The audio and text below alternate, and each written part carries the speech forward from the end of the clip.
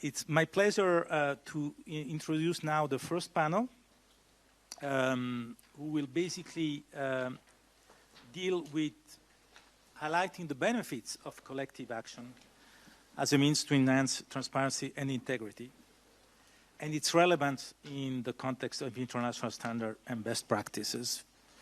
And it will be a follow-up, in fact, of the introductory session, which I fully agree with Gretta, was much more than an introductory session, and the four remarks were super interesting, all of them in a very different way, but very complementary. I would like first to introduce the panel, starting with His Excellency Andrey Tsekov, Minister of Regional Development of Bulgaria. If you don't mind, I will call you Andrey from now on. I'm old now, so I don't give a damn anymore about titles and things like that. That's the advantage. Andrey has a large experience and long experience in overseeing large corporate structure construction and contract and legal dispute resolution, so perfectly suited to deal with this kind of issues. And I also see that you have taught contractual legislation and contract law, which is also something which is absolutely relevant to the issue. So thank you very much, Minister, for joining us. Gretta on my left, I think everybody knows her, but just to recap, that she's the Managing Director of the Basel Institute on Governance and the Director of its International Center for Asset Recovery. And, you know, Gretta is the Basel Institute of Governance, okay? So I don't think I need to say any more than that. You all know what the Basel Institute of Governance is. It is a very specific institution which is particularly suited for this type of topic of collective action, because it is not for profit, working a lot with business, working a lot with government authorities at the same time, and be credible with both constituencies, which I can tell you is not always easy. On line on the screen, even though I don't see her, but I hope she's there. Amel, are you with us? Yes, I am. Good. So from Paris, we have Amel Cheikhi-Derrad, Policy Analyst at the OECD Anti-Corruption Division. The OECD Anti-Corruption Division, for those who are not familiar with, is basically the part of the OECD that deals with the monitoring of the implementation of the Anti-Bribery Convention. So if you're not happy with the evaluation of Bulgaria, you can call on Amel. She joined the Anti-Corruption Division, but she also worked before on the Middle and Eastern Africa initiative. But what I found particularly interesting in Amel background is that she also has an experience from the private sector, because she has worked in two companies, both an institution, a financial institution, but also a manufacturer company, or let's say a normal company, to use the expression of the minister. So thank you very much, Amel, for joining us. And last but not least, Mr. Yassen Yordanov on my right, who is the Chairman of the Management Board of the Road Infrastructure Agency. I think this by itself gives him any credibility to be in this panel, because we all know that road infrastructure is always one of the big items on which collective actions or other similar type of initiatives can be particularly useful. So his experience would be also particularly relevant. I'm going to ask questions to all of them through two rounds of questions.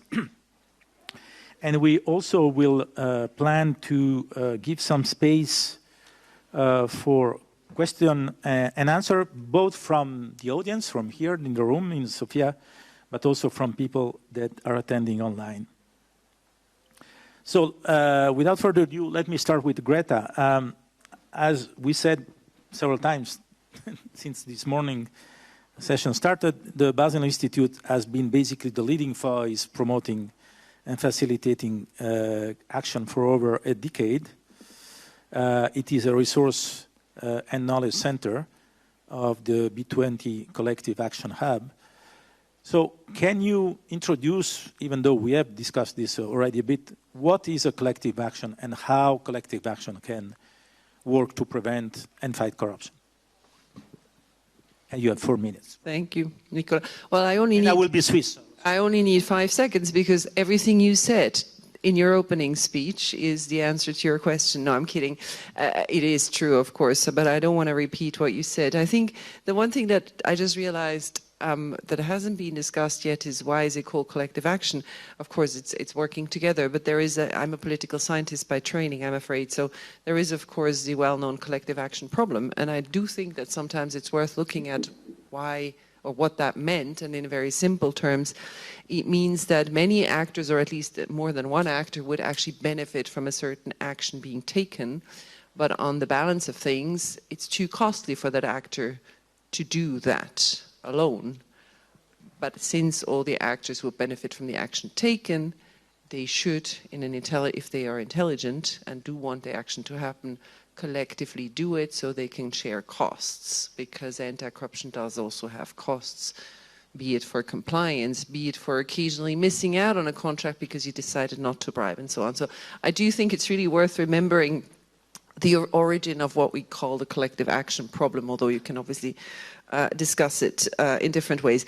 I just wanted to point out that I think, Nicola, you described the various forms and the fact that there is no one single collective action, but we usually like to look at it as either an engagement type of collective action where it's really about bringing people on board and you mentioned so importantly, building trust to fight against those who have also trust in each other, perhaps in a different way. And then we have these standard setting initiatives. And then last but not least, what we would call maybe more of the implementation focused or even enforcement, although not in a law enforcement type of sense, initiatives. And there you see a lot of really tangible initiatives. One that, by the way, OECD, Basel Institute and TI developed together is a high-level reporting mechanism, which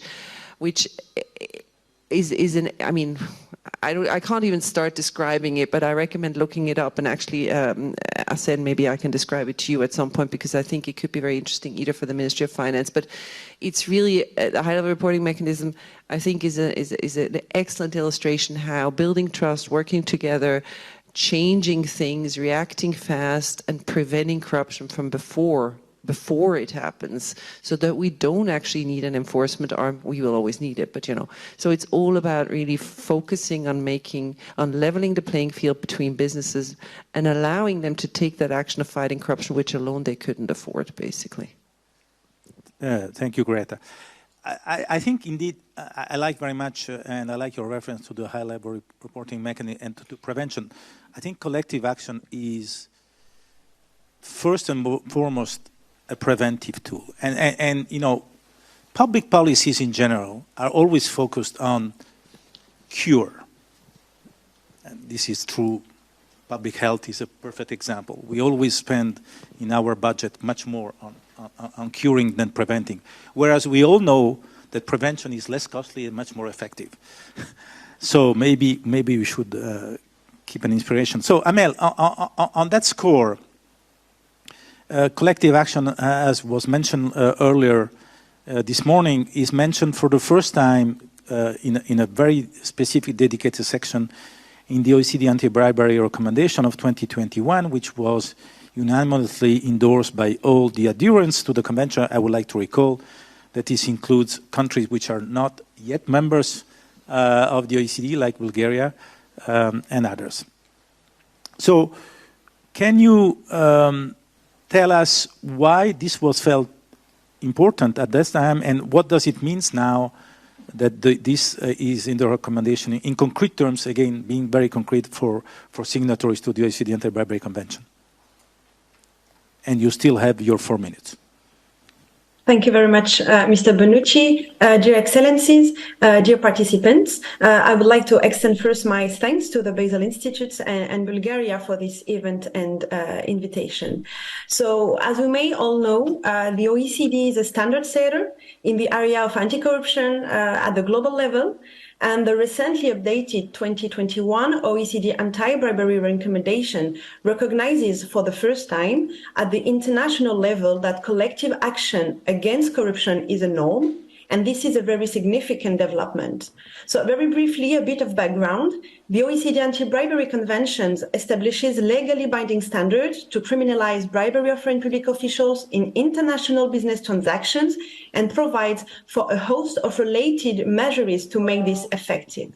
This 2021 recommendation for further combating bribery of foreign public officials in international business transactions, which was adopted by the OECD Council on 2021, complements the Anti-Bribery Convention with a view to further strengthening and supporting its implementation. So these recommendations recognizes for the first time the crucial role that business organizations and professional associations play in helping companies to implement measures against foreign bribery, notably through collective actions. It encourages not only collective actions against corruption among businesses, but also partnerships between governments, the private sector, and civil society. It specifically recommends that governments develop awareness-raising activities toward the private sector. It also calls on countries to foster, facilitate, engage, and participate in anti-bribery collective action initiatives with private and public sector representatives, as well as civil society organizations aiming to address foreign bribery and bribe solicitations. So this complements all the provisions of the recommendation in relation to business integrity. But what does this mean in practical terms for the signatory countries? As you may be aware, the OECD Working Group on Bribery is responsible for monitoring the implementation and enforcement of the OECD Bribery Convention and its related instruments, including the 2021 Anti-Bribery Recommendations. Therefore, parties to the conventions, countries that are signatories to the OECD Anti-Bribery Conventions, will have now to consider how to encourage collective action and public-private partnerships and will be assessed against this new norm in the context of the monitoring of the convention, as the Working Group on Bribery is now collecting data on this topic. So this recommendation provides a groundbreaking instrument which is inspiring countries around the world because it has pushed further the frontiers of the fight against corruption at the global level. And in particular, the OECD is engaging with countries in the region as part of the anti-corruption initiatives, but also in the Middle East and North Africa region to bring the anti-corruption framework closer to the OECD. And collective action is a priority theme for this.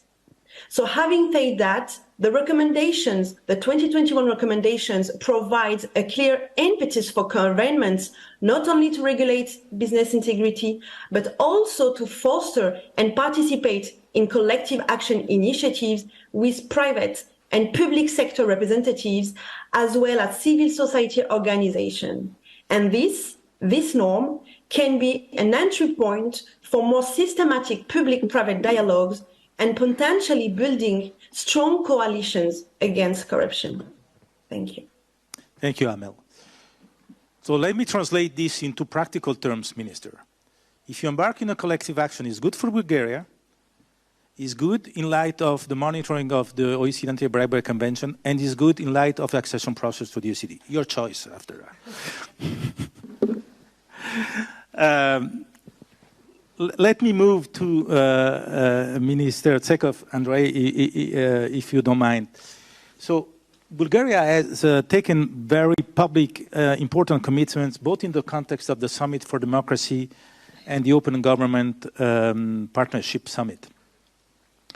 How collective action can help fulfilling those commitments of Bulgaria in the context of those forums?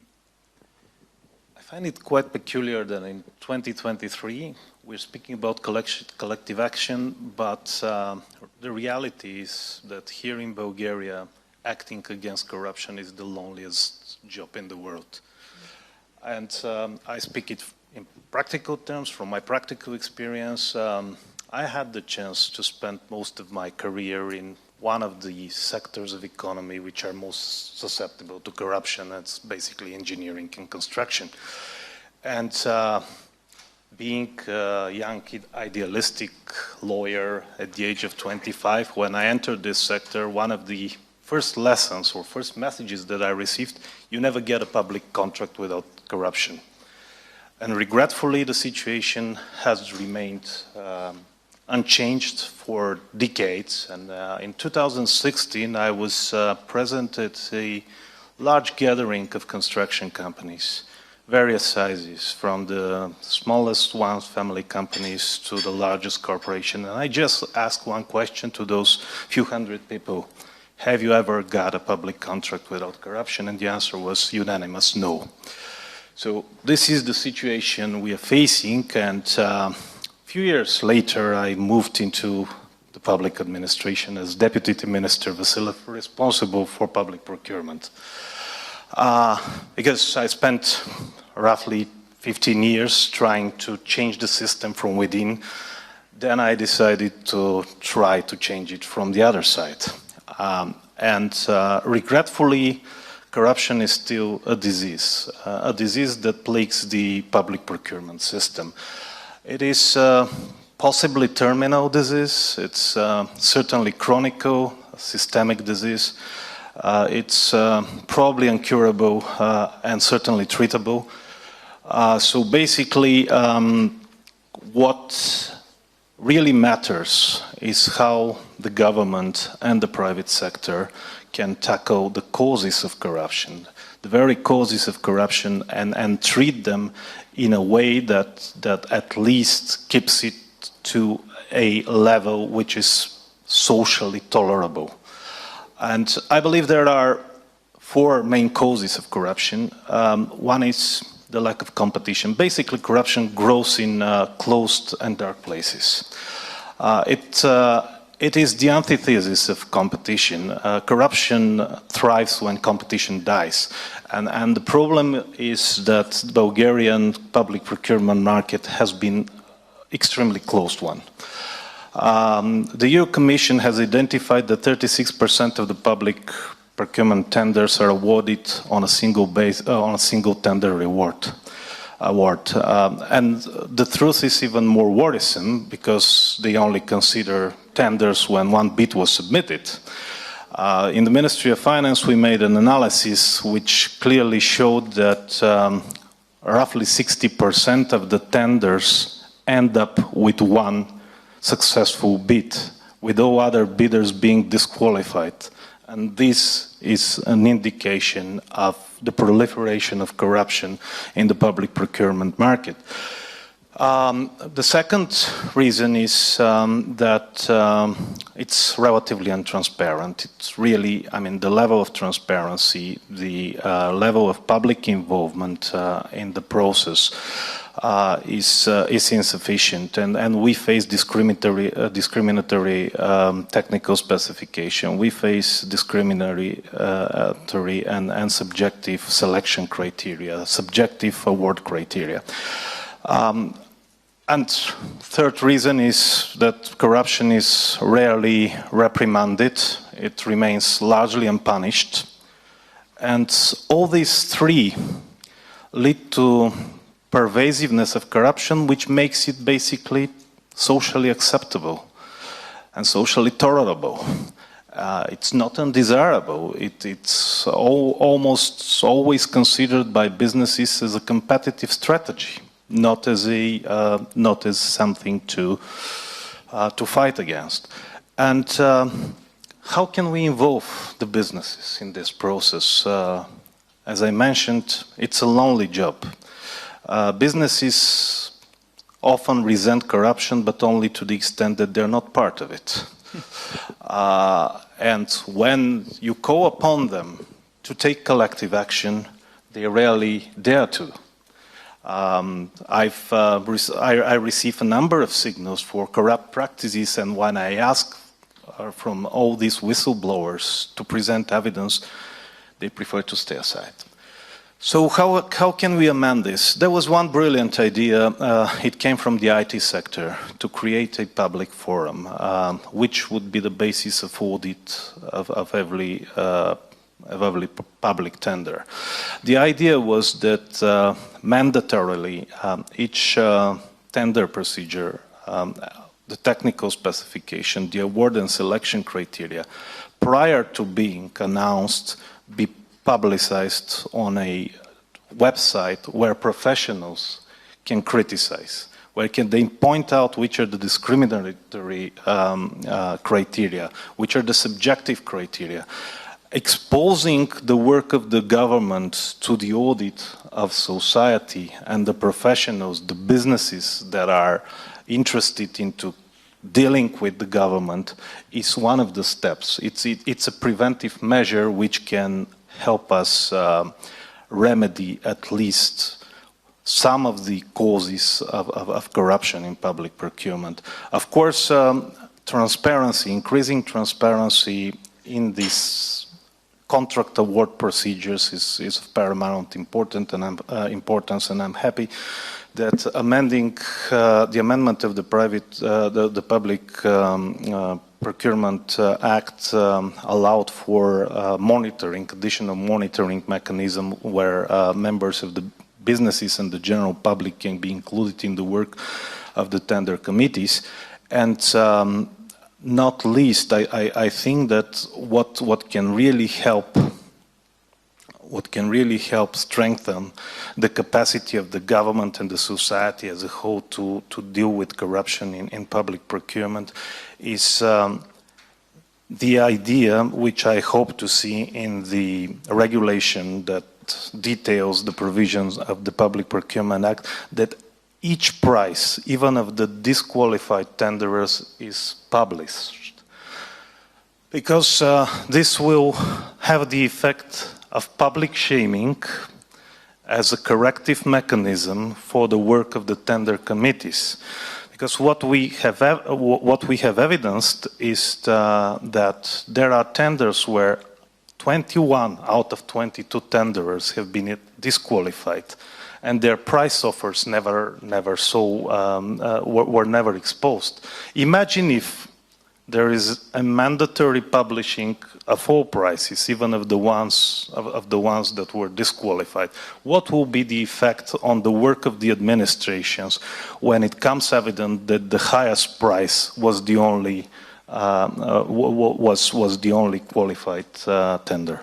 So that's in general. I wish we had more time, but I'm open to answer any questions from the public. Thank you, Andrey. Thank you for sharing your personal experience. I think it was super interesting. This fits exactly with my own findings through the years of practice.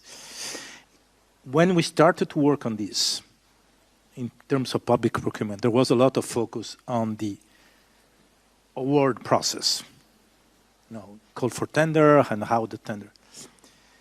And in most of the countries now, the award process is fairly transparent. It's public. But then, naturally, the shift has been the focus has been shifting. And you pointed out something which I think is still a missing point for a number of countries, not only Bulgaria, but the technical specification, how the technical specifications are drafted, by whom, and for what purpose. And the second blind spot is naturally the post-award, all the ancillary contract maintenance and, service après-vente and all these things. But I think a lot of interesting points, which again fit with all countries, including the normal European countries that are all facing these issues. Yassen, again, and actually, I'm sure you concur with what you just heard. You have been implementing integrity pact in an area which we know is very open to corruption risk. Can you share with us your experience? Yeah, thank you. So, our road administration agency, the first experience to have integrity pacts, it's from 2012. This is the first project that is signed with condition of integrity pacts. And, this is for lot 2 of motorway Struma. So true that this project is done well, without any specific risk, and finalizing of this job is one evidence of good practices. So our last signed project is Tunnel Železnica. This is part of lot 3.1 of motorway Struma. The cost of the project is 250,000 million, excuse me, leva. And this project is done already in 2023. The duration of the project is 1,040 days, 400 days. So the execution of this project, and just from the beginning, from the tender procedure, and following the whole process of designing and construction, is really good evidence of the incorporation of the integrity pacts and collective actions in the public projects is really important. So the result is really good. We are ready to open this project to the end of this year, and everybody will see that the result is really good. So that is my opinion is also that we must change the system. This is the reason that I accept this opportunity to start this really hard work over changing of the system. We need, everybody needs in Bulgaria, more transparency in the public tenders, and I'm sure that the communities doesn't accept the old models.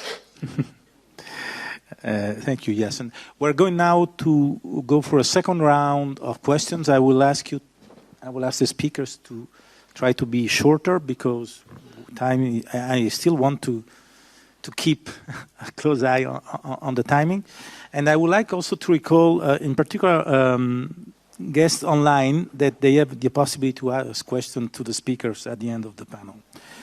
So, Gretta, from also what you heard, we have been talking a lot about why government and why government should promote collective action and what is in for the government, but what is in for the private sector and why private sector should engage in collective action?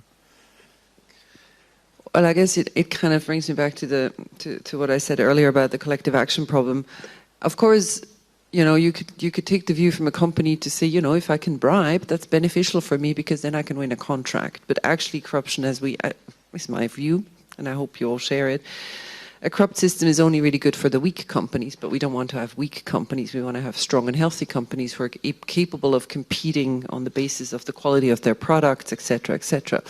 So it brings you back to the point that these companies would benefit from more integrity, more transparency, and therefore, you know, going it alone being so expensive, they really do benefit. If they are sincere about an anti-corruption drive, I think that's where they should really rally their troops. But I think in practical experiences, the way we've worked with other companies and other organizations, it's also very often been eye-opening for companies to talk to other companies in their sectors and actually understand, okay, these are our risks, you know. So for example, we've had companies who started comparing their compliance programs, which took a year for them to do that because it takes a lot of trust to share these documents. But wow, did they benefit? They were like, wow, this is so fascinating. Why are you doing this way? Has it worked for you? Why is it working better there? So it's truly, I mean, it's the only space where companies should not compete, but should work together. And I think essentially they just, you know, it's also, and plus, it's a reputational benefit, if I can just add that, if you need a few, you know, flowers in your pot as well. But profoundly, I think it helps companies from the collective knowledge to understand their risks better and to learn from each other about what can work. I mean, it's, you know, and a million other things, but I would come up with these two first, yeah. You see a reaction there. Yes, absolutely. Yep, Andrey. I couldn't agree more. I have been trying to have this conversation with construction companies for over 10 years about the evil that corruption does to them. I think that now they're facing the consequences of not acting against corruption for such a long time. And the consequences is lack of manpower. Basically, corruption allows you not to invest in innovation, not to invest in people, because a corruption transaction is basically, it gives you certain allowance in terms of quality of the works. So you don't need qualified manpower to do a job which has been awarded through corruption, because you have paid. You have paid, and any defects are, or most of the defects if work is exonerated by the corruption transaction. So you don't invest in people. Your best people go and find work abroad. And I'm speaking about engineers. I speak about qualified workforce. And now. The construction business is suddenly calling for import of 30,000 workers from abroad.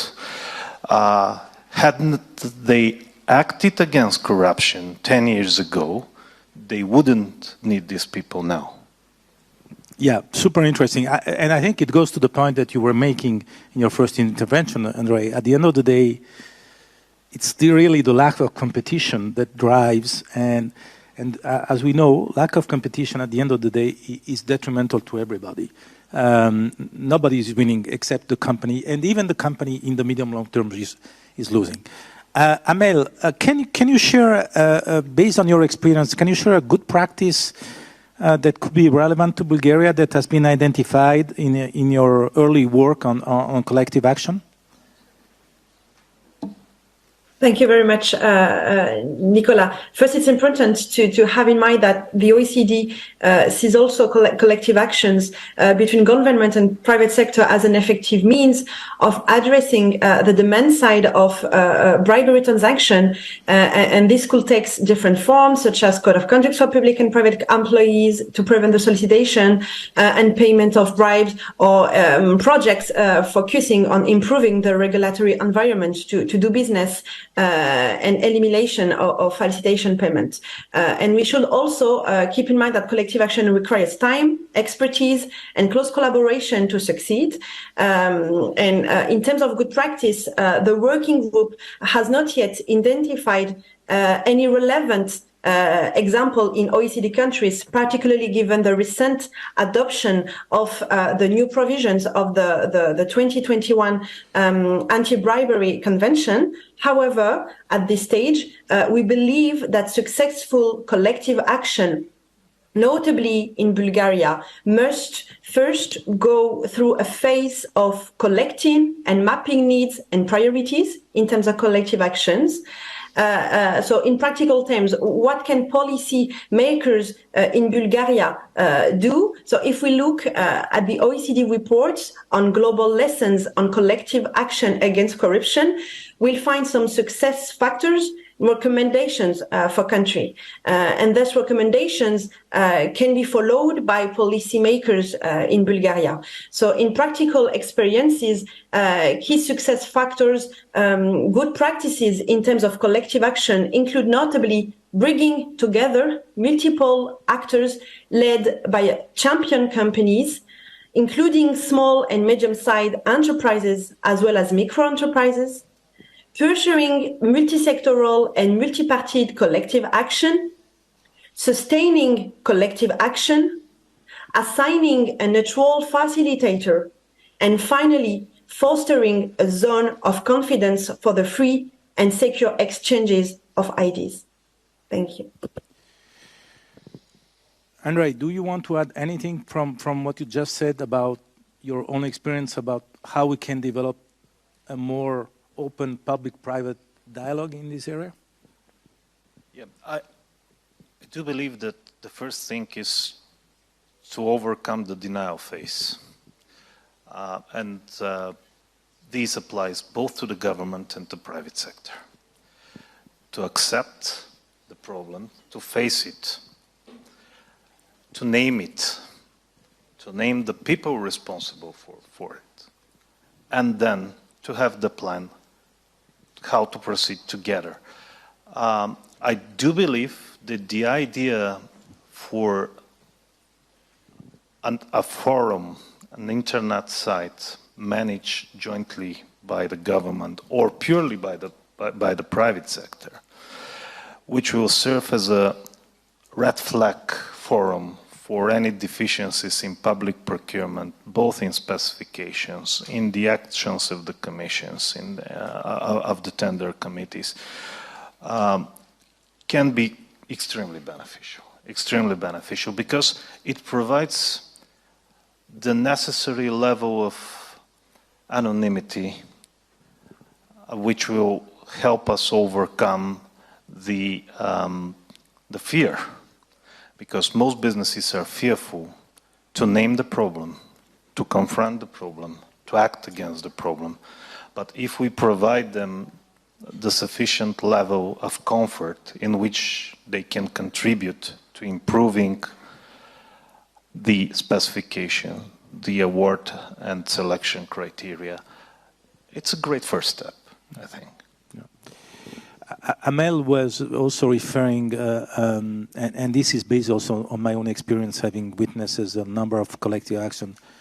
Very often it needs, or it may need, at least on an initial phase, a sort of honest broker, a facilitator, a neutral third party who can be seen by both parties as a credible interlocutor. This is maybe also one of the practical tips that we can extract from past experience. Yassen, again, based on your experience, what are the key ingredients for having a successful collective action initiative? So the key issue is to incorporate the transparency in the whole process, from the preparation of the tender documents, tender specification, criteria for selection of the future contractors, and after that, control over their work and acceptance. You want to say something? Yeah, I just, it's a thought that crosses my mind, but I know maybe there are questions, but I just want to make sure that we don't make collective action sound like a very complicated, difficult thing where you have to keep 17 things in mind. It can be really just a dialogue to start with. And I want to make sure we don't make it sound like there is such a huge hurdle. I think in listening to both of you now and having my little bit of experience in Bulgaria, working here for the last 2 years, I mean, I think just having that dialogue and starting to engage and stopping the phase of denial, as you said, you know, that can be a first step. It doesn't have to be immediately a super sophisticated system with 17 monitoring components and so on and so forth. I think this is all just about starting the dialogue and being honest in it. And for that dialogue, and I think we also see it in governmental processes, the honest broker can really often be the one thing that helps kind of break that first hesitance. But I just want to make sure we don't see it as something extremely difficult. No, no, absolutely. And in fact, when we look at the experience of the collective action that have been successful, like the ones I mentioned in my keynote speech, they developed organically. Yeah.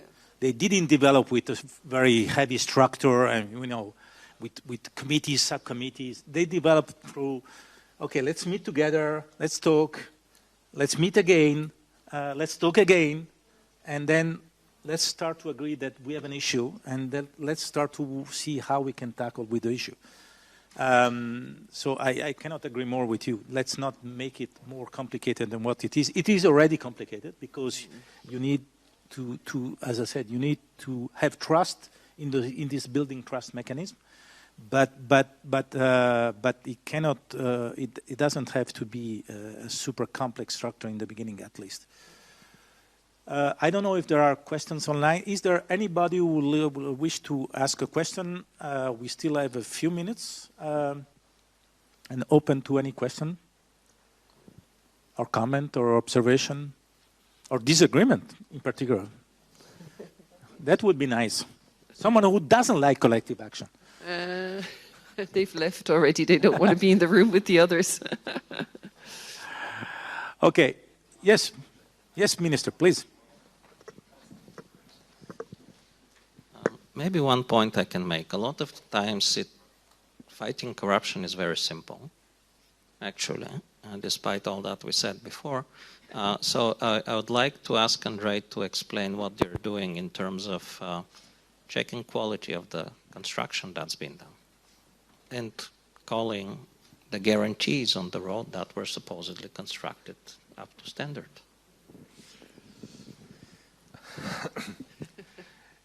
Yeah, as Minister Vasiliev often frames it, the most radical reform that we can do in our country is just to abide by the laws. So what we started, apart from reshaping the types of tenders that have been done in the Ministry of Regional Development and the Road Infrastructure Agency, we just we started something that seemed revolutionary because no one had done it before. We started checking the quality of roads that have been already built and for which there are still warranties. And we made a plan, totally indiscriminatory. We started section by section. And then problems started to emerge. Problems with the quality. Sections where the asphalt layer should be 12 centimeters, but it turned out to be 4. And it's only possible because of corruption, actually. It's only possible because of corruption. And that's exactly what I meant. Corruption robs us of the quality and quantity of public goods and services or works that we deserve and pay as taxpayers from our pockets. And if the states just implements the controls it has recourse to according to the laws, corruption can be significantly reduced, because even there's corruption, if you know that the quality is a must, in the end of the day, it decreases the corruption margin, so corruption becomes more difficult. And that's how also the government can cooperate with the private business, by making compliance to the quality requirements inevitable, and by teaching the business that penalty for bad quality is unavoidable. So it decreases the stimulus and the profit margins or the margins, the economic margins for corruption. Yeah, and it goes thank you, Minister, for having. And it goes absolutely to the point that we made, which is basically, you know, the call for tender was probably perfect, the specification was perfect. The fact is that at the end of the day, nobody followed on the post award, and nobody focused on that. And let me finish with another example on which I was involved in a form of collective action that Gretta referred to, which is the high-level reporting mechanism in Colombia. So on a highway, you will like it. So this was a project of building 50 kilometers of highway in Colombia. Colombia is 50 or 500, I don't know, no, not 50,000. 50,000 kilometers is a lot, even for a country like Colombia.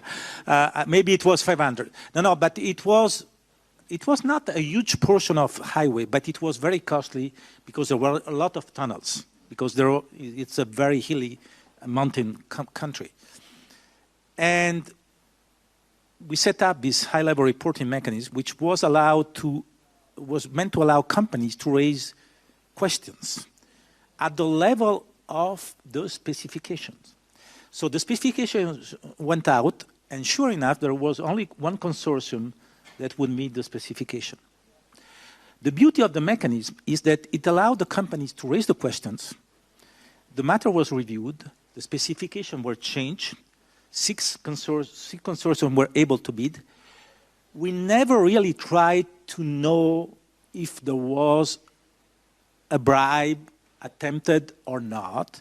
At the end of the day, what we were focusing was the deliverable. And the deliverable was that at the end of the day, 6 companies were able to bid, and the highway was done at the best margin. And I think this is the approach that we should also have. We don't necessarily want, I mean, for me, prevention of corruption, prevention of even raising the suspicion of corruption is 75% of the response. With that,